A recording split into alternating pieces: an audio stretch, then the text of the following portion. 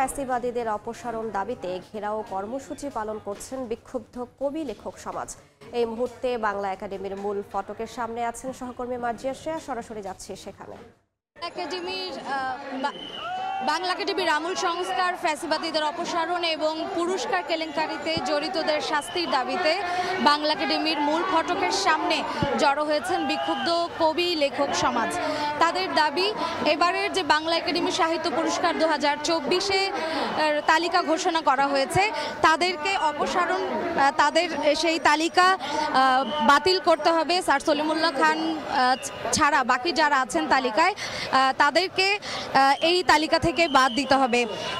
আমি একটু বলতে চাই যে এবারে যারা বাংলা একাডেমি সাহিত্য পুরস্কার 2024 পেয়েছেন, তালিকায় যাদের নাম এসেছে তারা হলেন কবিতায় মাসুদ খান, কথা সাহিত্যে সেলিম মোরশেদ, নাটক ও নাট্য সাহিত্যে শুভাশিস সিনহা, প্রবন্ধ গদ্যে সলিমুল্লাহ খান, শিশু সাহিত্যে ফারুক নওয়াজ, অনুবাদে জিএইচ হাবিব, গবেষণায় মোহাম্মদ শাহজাহান মিয়া, বিজ্ঞানে রেজাউর রহমান, মুক্তিযুদ্ধে মোহাম্মদ হান্নান এবং ফোকলোরে সৈয়দ জামিল আহমেদ। এটি হচ্ছে গেল বৃহস্পতিবার বাংলা একাডেমি নির্বাহী পরিষদের অনুমোদনে প্রতিষ্ঠানের যে মহাপরিচালক অধ্যাপক মোহাম্মদ আজম তার স্বাক্ষরিত বিজ্ঞপ্তিতে এই পুরস্কারের তালিকা ঘোষণা করা হয়েছে। বেলা 12টা থেকে এখানে এই বাংলা একাডেমির মূল ফটকের সামনে এই বিক্ষুব্ধ কবি লেখক সমাজ একসাথে জড়ো হয়েছেন এবং তারা দাবি করছেন যে জুলাই বিপ্লবে যারা রাজপথে ছিলেন, যে সকল গুণীজনরা কবি সাহিত্যে যারা হচ্ছেন দায়িত্বে ছিলেন, কাজ করেছেন জুলাই বিপ্লবে, তারা কেন তালিকায় নেই।